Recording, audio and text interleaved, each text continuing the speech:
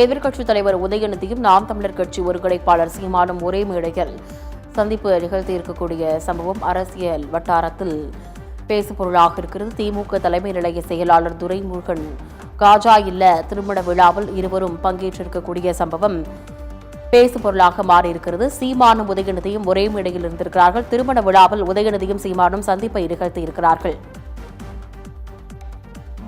எதிர்க்கட்சித் தலைவர் உதயநிதியும் நாம் தமிழர் கட்சி ஒருங்கிணைப்பாளர் சீமானும் ஒரே மேடையில் பங்கேற்றுள்ளார்கள். கூடுதல் விவரங்களோடு இணைகிறார் செய்தியாளர் சக்தி சரவணன். விவரங்கள்.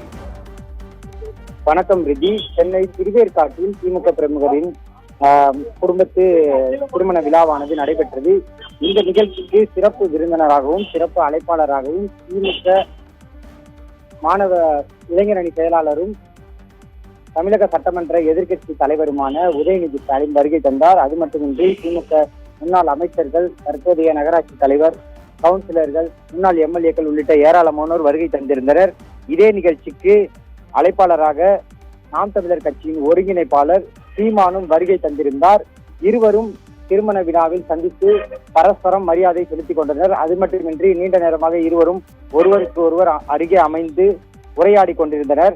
தமிழகத்தில் நிலவும் பரபரப்பான அரசியல் சூழலுக்கு மத்தியில் இருவரும் தலைவர்கள், அதில் எதிர் துருவமாக இருந்த இரு தலைவர்கள் நீண்ட நேர உரையாடல் நடத்தி இருப்ப சம்பவம் அரசியல் வட்டாரத்தில் ஒரு பேசுபொருளாக மாறியிருக்கிறது.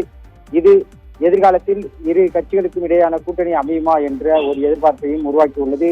ஏனென்றால் திமுக மற்றும் நாம் தமிழர் இரண்டு கட்சிகளுமே ஒருமனதாக தாவேகாவை எதிர்த்து அரசியல் செய்து வருகின்றன. இந்த நிலையில் இருவரும் தலைவர்களின் இந்த சந்திப்பானது முக்கியத்துவம் வாய்ந்த ஒரு சந்திப்பாக பார்க்கப்படுகிறது.